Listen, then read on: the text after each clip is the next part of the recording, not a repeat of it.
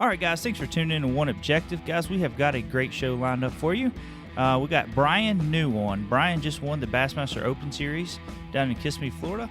And we had some technical difficulties at the beginning of this show, so we're just going to kind of cut through the bad stuff and get right to the good part of it. I think we missed probably about 5 to 10 minutes of actual first part of the interview, but Bryan's going to go in depth on how he was able to put together a win down in Florida. So let's get to the interview. Probably a 4 pounder, but on this particular spot, like I never got another bite there. But that's all I had, so I stopped there and I catch a 5.9 and a keeper, and I still at this point don't know what I've got. Well, I keep fishing it and don't get any more bites, so I lock down and I go to Kissimmee. I immediately start flipping pads, and I got 2 bites really quick. And then I run that for a while, and it just disappeared. So I just kind of had to go junk fishing from there, and I caught one on a prop bait made by Greenfish Tackle. It's called a tat. I've actually got it right here. It's a long, slender prop bait, which is very popular in Florida. But this is like a new little kick on it. It's I don't know if you can see that real good, but it's a little heavier than the other brands. The other brands are great, but the reason I like this one so much is it's heavier, so I can make longer casts. And when you're fishing grass lakes in Florida, especially, these fish, they get a lot of pressure. So the farther away you can be from those fish and make a cast to them, the the the less chance you're going to take of spooking those fish. So if I can make a longer cast, I'm going to get a lot more bites than I'm going to if I'm just kind of making 30-yard cast. Or well, you can probably cast farther than that, but you know what I'm saying. So Yeah. but I caught one 4 pounder on that bait the first day, and then I wound up catching one that I weighed in the second day on it as well. But so I'm still junk fishing, and so I get that bite on the prop bait, and I run around and I run around, and I don't get another bite. So I'm like, is this a fluke? What do I got to do different? I'm running out of time. I got to be back at 5:15, which was a late day, so it's probably, I don't know, close to 3 o'clock at this point. I said, well, it's been really tough. This area I know has got big fish in it. It's been pounded. I'm going to pull up, and maybe these fish have pulled under these mats, to get away from some pressure. So I pull up, I pull the big weight out, and I just start punching a few mats with the big weight. I'm using a Fitzgerald Okeechobee rod.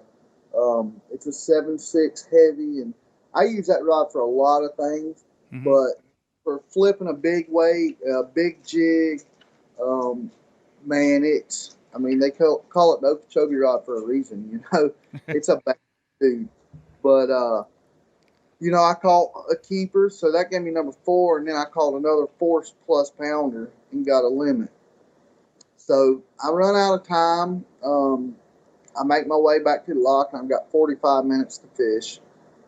I pull up on that spot, that offshore spot again, and I caught another 4.5 and a couple more fish. One I wound up culling with, and that's my day. So I still don't know what I've got with that spot.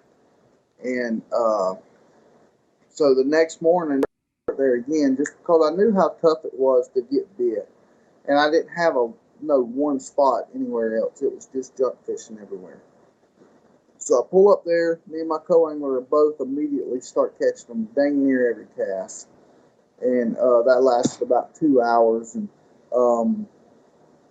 so back to the first day. Sorry. So that all deal, I caught every fish that first day on a crankbait. And this is a greenfish tackle as well. It's called a Fat G2. It's a balsa crankbait, and this is the High Rock Shad color. It's a new color that they've got, and it looks it's a really good bluegill color. It's a good shad color, and it looks really good in that tannic Florida water. It's just to me, it's my new favorite color because um, it fits just about every profile. But Yeah. so I caught all of those fish offshore on that place that day on that bait, and I caught two on it the second morning. Then I had to switch to the worm, but so I'm throwing that on the Fitzgerald Thrift Signature Series square bill rod, 15-pound P-line fluorocarbon, and then a Abu Revo winch reel. And I'm cranking it pretty fast, getting it down in the grass, um, but it wasn't. It was diving the right depth with that line, and everything, so it wasn't bogging down in the grass. I could snap it out of it real easy and get it clean. And that's when I was triggering the bites. Yeah. So that second morning when I realized that crankbait bite's not the deal, I caught a couple on it, but it's not the deal. Then I switched over to a Zoom old monster worm. Just throwing it on a Texas rig. It's a June bug red color. Um, I don't know if the color really made that big of a difference, but I did want a dark color because it's low light, and I like dark colors in low light. So uh, I've got to where we've got a new rod with Fitzgerald now. It's the Swim Jig rod from Brian Schmidt designed, and anybody that knows Brian Schmidt knows he's just a swim jig. Yeah. He is the man when it comes to swim jigging. And this rod is awesome for that. But I found that it's awesome for a Texas rig. Anytime. I don't really use it flipping grass or flipping wood and stuff. But when you're just casting the Texas rig, it's a bad dude. It's a real deal. Um, so I caught a bunch of fish that day. I mean, we were catching them dang near every cast, and most of them were on that. It did slow down a little bit, so, the sun got up a little and it slowed down. Then I switched to a Demiki Stinger on a Texas rig as well. Same rod, same line, and everything. But so it's a straight tail worm, like a stick bait, a little more subtle. And I switched to the watermelon candy color in it once the sun got up. Yeah. I think we lost your sound there a little bit, but Oh, I got you. You good now? yeah, we're good. We're good. We got you back now. But yeah, that's tell us a little bit. Well, I got one question here for you. Philip Gordon wants to know what type of line on the square bill. It's a 15-pound P-line tactical fluorocarbon. Okay, it a The P reason, line. the reason I chose 15 is you can kind of determine, the depth of your crankbait by a foot or two with your line diameter. Um, that bait on 12 will dive about 6.5, 7 foot. I'm sorry, not it'll dive about 6, and that same bait on 15 will dive about 4.5 to 5. So I wanted it to dive. The boat was sitting in 6 foot, but obviously the grass was up off the bottom a foot or two, and I didn't want it to bog down in that grass. Yeah, yeah. And what made you want to stay with something like that? Because I know a lot of people like throwing rattle traps and that stuff, and I see some people throwing like you know rattle traps type baits and all of that. I mean, is it just because that's your kind of your confidence, your go to bait, or is there a reason why you didn't? Well, now, and I had two traps on the deck. I mean, that is to me a crankbait. Well, all these baits, they're tools. Yeah, So this is the way I tell people: a 9/16 socket ratchet set is not going to do the same thing that a 9/16 wrench is going to do. It's going to fit the same job, or it's going to fit the same nut, but it's not going to do the same job. yeah, And you've always got to have options. Um, a trap style bait is way more popular than a square bill in grass, and they both work. They both work extremely well. Um, but not nearly as many people throw the square bill, and it works. I mean, it just works. Um, Plus, not only that, on that particular place, a trap just bogged down in the grass too bad. Um, it was a lot easier to throw that square bill. I got you. Um, Now, when it comes, one guy was asking on here, Jerry Goglery. He said he wants to know: did you go south or on Kissimmee or north or the north end? I fished both. The first day I went down south, and I caught two of the, 2 4 pounders down there that I weighed in. And then the last day of the tournament, I stayed up north once I went to Kissimmee. And just because the wind was blowing so bad, I mean, it was blowing 15 to 25, and I think it maybe actually was blowing a little bit harder at that than that a few times. And I was only running like 20 miles an hour. It was so rough. I mean, I Wow. could have went faster than that, but you know, that's a thing I think a lot of people do is they try to run too hard in rough water. And I'm not saying I never do, but if you've got a bag of fish, take it easy. Give yourself plenty of time in that rough water. Don't beat your stuff up. Don't tear your equipment up. Don't kill yourself. But you're going to kill your fish. I promise you, if you run hard in rough water, you're going to kill those fish. Whether Yeah. they're weigh in or not, you're going to kill those fish. And Yeah. we can, Yeah. You're right. It's hard on them. It's hard on them live wells on those fish and beating and banging and hitting waves, and it beats them up.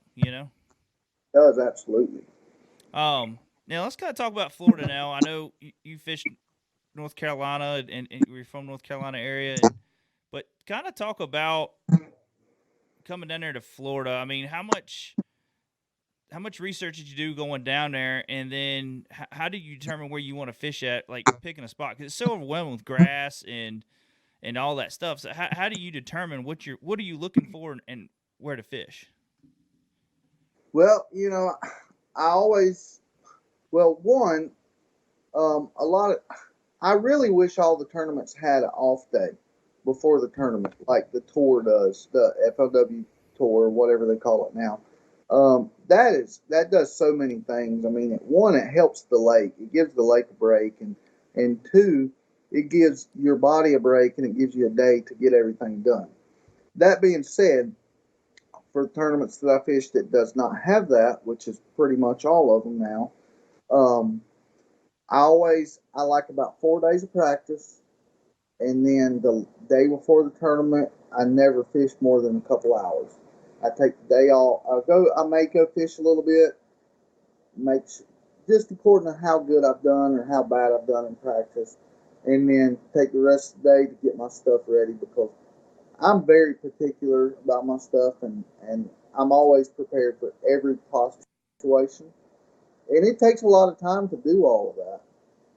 So, anyways, I had 4 days of practice plus a couple hours that last day. So, you know, it's 5 lakes. So you've got Toho, Cypress, Hatch-Nahal, Kissimmee, and Tiger. Well, I already ruled out Tiger because I'm not going there. I pretty much ruled out Hatch-Nahal because I'm never going down there.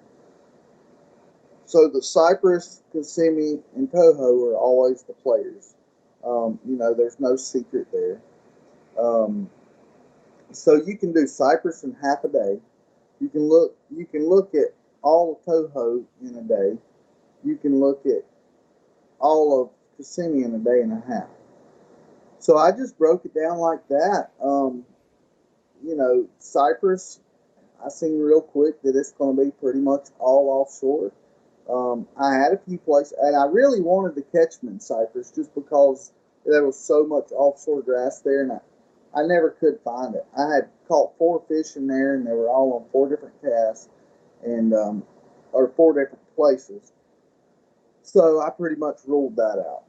Um, then Kissimmee, I decided real quick that the pads was pretty much what I was going to stick to there. So that ruled out a whole lot of water when I figured that out. Yeah. And then Toho, I looked at everything on Toho, and yeah, Toho wound up being my bread and butter. But I just, I really just kind of, I'm not going to say lucked into that, but it just fell into my lap. Um, because I never really found anything that I was real excited about. I wasn't excited about that offshore place until the first afternoon of the first day. Once I realized what that spot had potential to do. Yeah. I mean, now when are you looking for? Is there anything bottom wise that you're looking for, like in Florida, like let's just say a foot drop or a little rock pile, or is there anything else that kind of says, hey, this is what I need to fish? So I don't have a ton of experience on grass lakes, and all grass lakes are somewhat the same from what I've seen. And most of the time, your grass, it's not going to be, and I'm not going to say it's never going to be, but most of the time, it's going to be on just a big flat. You're not going to have a big drop. You're not going to have a lot of ditches. Um, Sometimes you will, but especially Florida, you're not going to have many ditches and stuff. So it's just like anything else. You want to find something that's different. At least that's the approach I take.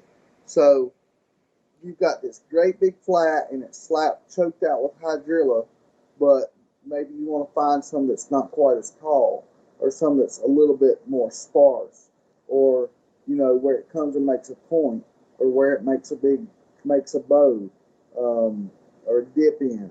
That's what I always look for.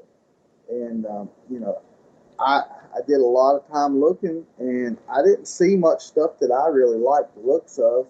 When I did see something that I liked the look of, obviously I fished it in practice, and that one place is the only place I got bid on. Yeah, And then it was still just one bite. But also, after a couple of days of doing that in practice and talking to some other people, um, I realized that there was definitely a early morning bite, and then it got worse after that. So maybe I was finding good places, but I wasn't getting bid. So, um, I didn't have the confidence to fish it because I wasn't getting bid. got you, got you. Now, let's say going into the last day there, and you got your limit. I mean, at the time, what did you think you had it, or was there still something in your head like somebody else probably caught them good? You know what I mean? The last day, that is. Yeah, yeah. No, I definitely don't think I've got it. Even running in that afternoon, I don't think I've got it. I know, so I know I've got a good bag on a tough day. In Florida, when the wind blows like crazy, um, I don't think nobody's ever caught a big bag. I mean, they have at some point, I'm sure, but I've never seen it. So I knew that the potential of somebody catching 25, 30 pounds was very unlikely. So I wasn't that worried about that. I knew it made every type of fishing that was going on. I knew that wind was going to make it really hard to do, whether it be sight fishing, fishing the pads, or fishing offshore. Um, that wind, it makes everything hard to do. Yeah. So I had that on my side, but still, man, we're at Toho. Like I was 3 pounds back. I figured I was going to finish second and third, Mm. and I had accepted it. I knew I probably wasn't going to win, and I was okay with it. I was kind of sucked, but I was okay with it. Yeah. Um, we get back and I talked to everybody, and I realized, you know what, I'm pretty sure, yeah, I got it won. But I don't think anybody's lying to me, and yeah, so everybody said they didn't have them, and luckily for me, they didn't. Yeah, because I'm kind of looking at the weights and day two. I mean, day one you had a good bag. Day two it really fell off. You know what I mean? And then day three is able to pick back up. But it looked like on day two there was hit and misses on that one. You know what I mean? Some people had some really great bags that had bad bags on day one, kind of like Florida how it is. But day three, I guess that's what we're talking about. The wind just killed everything because the weights dropped dramatically for most. you were able to kind of have a little bit better than day two. But I mean, there was only about four guys. Yeah, four guys that brought in over 10 pounds the last day. Yeah, I think I was looking at it. I think out of the top 12, I think there was only 5 people that caught a limit that day. Yeah. And you know what? My difference between day 2 and day 3 was my big fish this day 2 was a 3.5.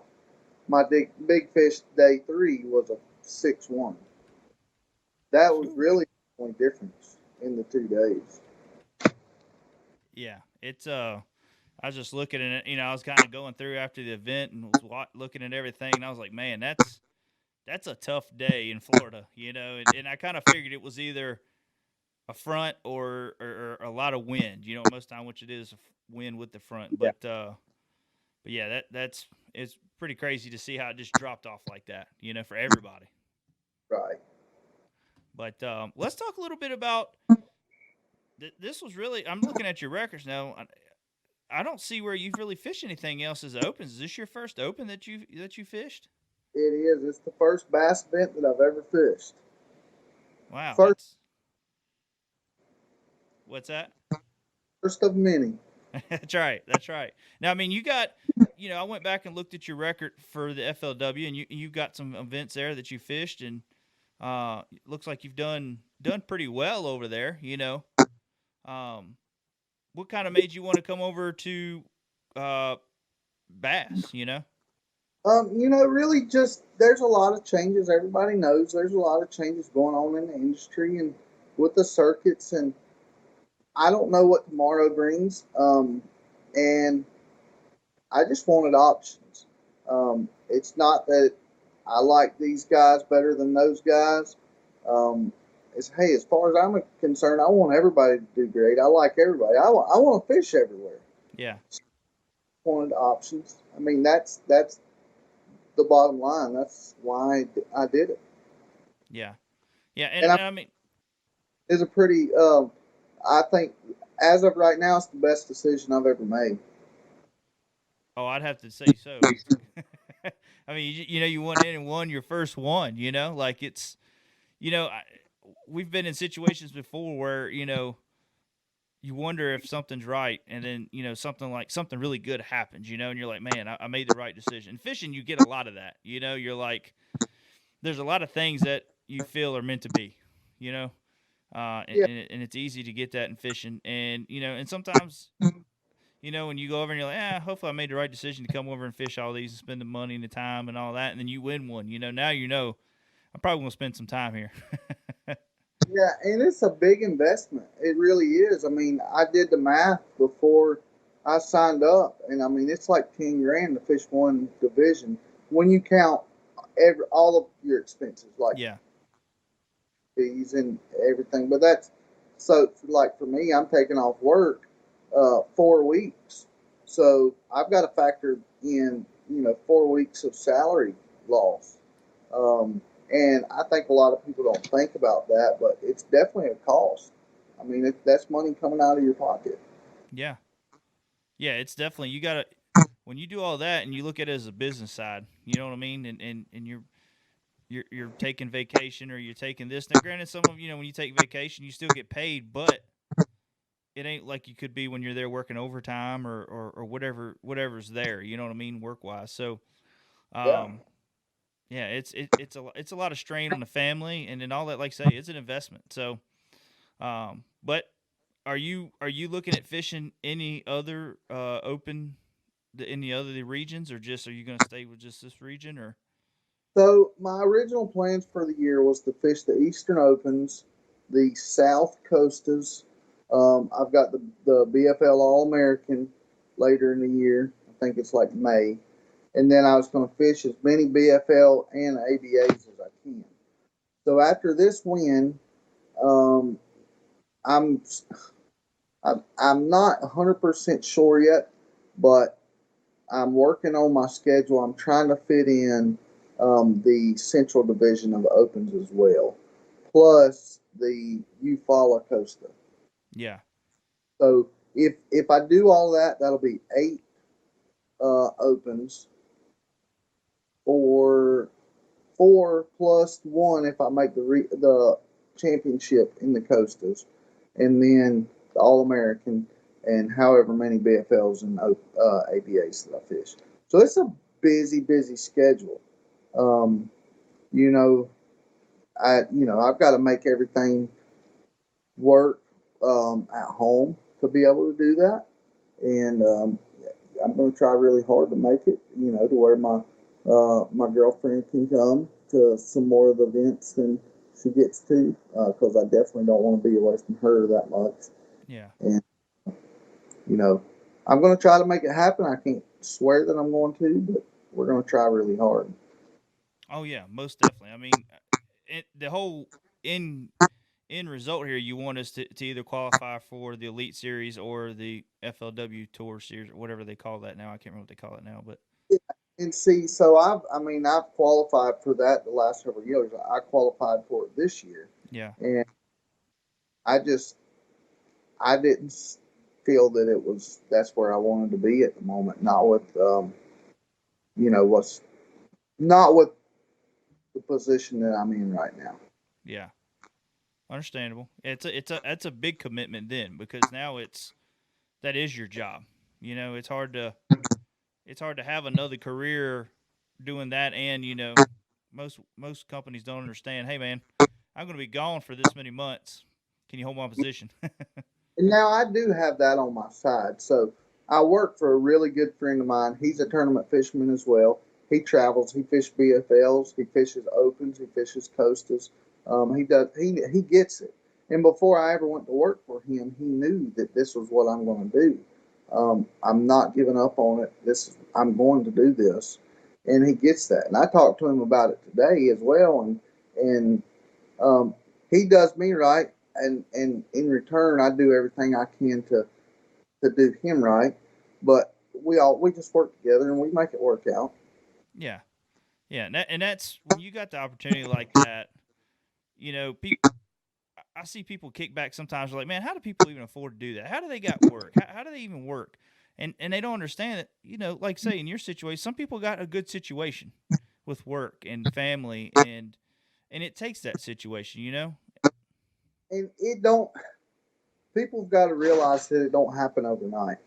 I'm fixing to be 30 years old. I've been trying this since I was 16. So a little bit about my background. I fished as a co-angler for a long time.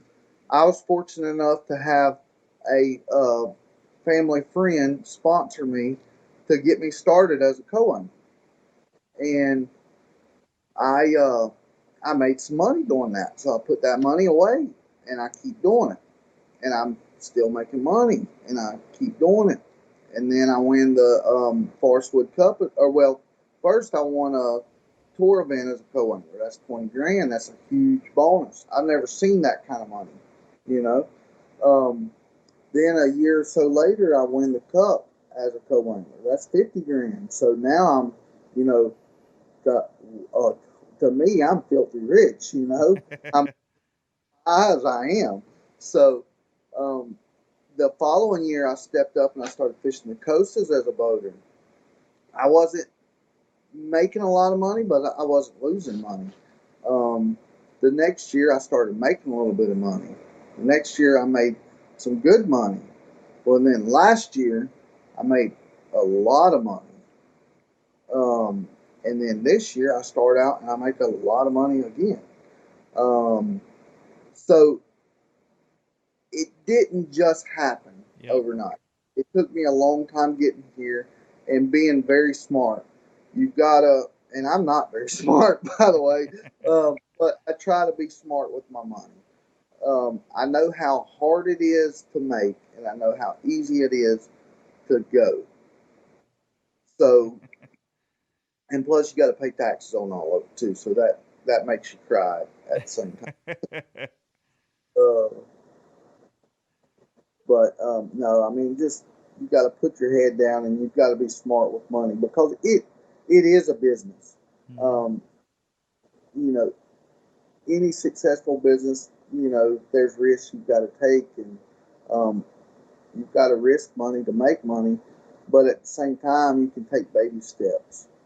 And to me, the baby steps are the way to go. Yeah, yeah, most definitely. You can't just. I mean, there's very few circumstances where it's actually worked for somebody that just jumped in it and took off.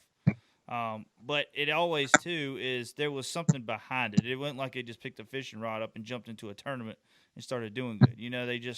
They might have fished a lot without any doing any tournaments, but that's very few circumstances. People don't realize sometimes the like your story, your history of like say fishing the co-anglers for a while, and FLW and all that, and you might have fished a lot of events, but you had a couple that you did good, and then you have some that you bomb, you tank, and it's those bad events that carry you on to go to the next one. You know what I mean? To say, hey, I got to do better the next one. You know what I mean? And keep pushing you. Yeah, I mean, you definitely. I don't care how good you are, how well you're doing. You're not as good as you can be. Yeah. You're always. You can always learn. Um, and I was very fortunate. I was, been around a lot of really good fishermen, and taught me a ton. Um, I definitely can't take all the credit for the knowledge that I have. Um, you know, fortunate I've learned how to use that knowledge, but you know, a lot of it comes from fishing as a co-angler. A lot of it comes from you know fishing with my friends. Um, so I've been blessed, man. The stars are lining up, and the good Lord who is has put me in the position that I am today, and He's gave me the knowledge to do what I'm doing with it. It's it's all on Him, buddy. Yeah.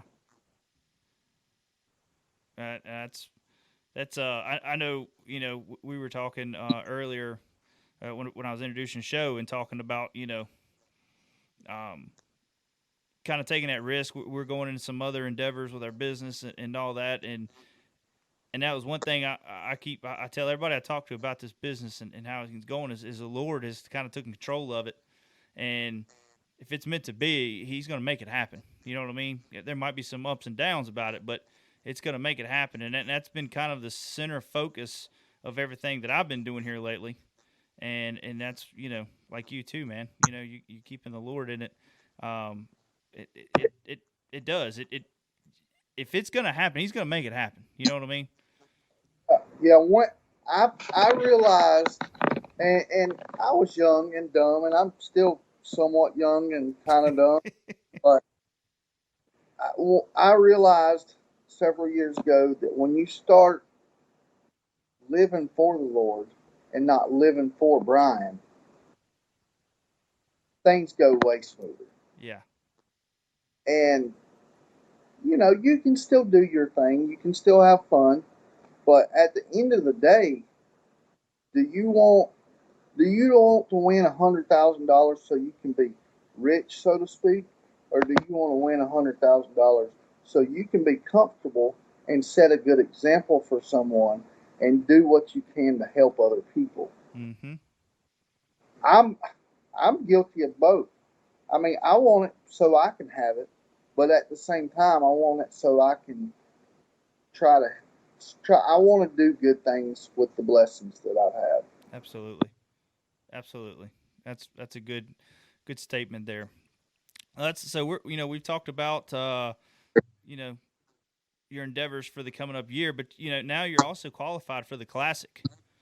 I mean, how big is that? I mean, that right there to me, granted the money's great, but that right there is a dream. You know?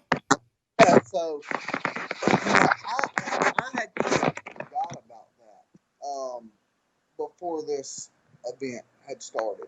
So I'm going into the last day, and I'm thinking, man, I was sitting there before blast off, and I was like, it'd be pretty awesome to win this tournament. You only get so many options or chances to do that. And then I got to thinking, oh, if I win, I go to the classic. So at that, I was like, I don't really care about the win. I want to go to the classic. Even though you have to win to go to the classic, like the win is just like a little bonus. But You're going to the freaking classic, dude. Uh, so yeah, man, that is good stuff. I'm so excited. It's a long way away. Um, what's cool is when they announce where the classic's going to be. Hopefully, I think don't they always do that at the classic?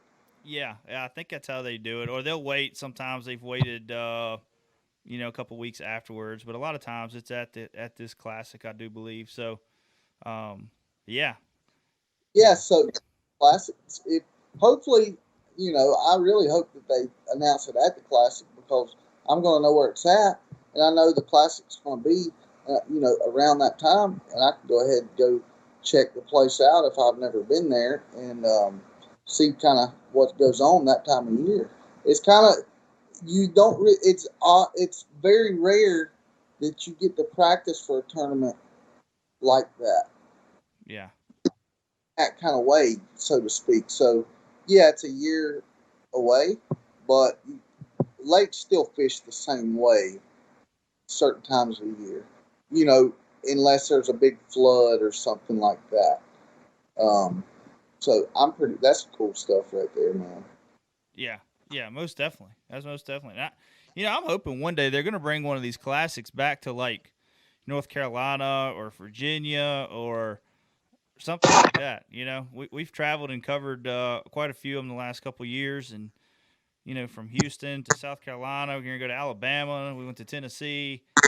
You know, hopefully, I'm hoping man they bring something around here just to kind of see how it would do. How a classic would do in these parts of the area from Virginia, and I'd love to see something in Bugs Island. I think that would be awesome. Yeah, probably so. I haven't been to Bugs Island since 2012, Oh uh, wow, but I'd like to go back, man.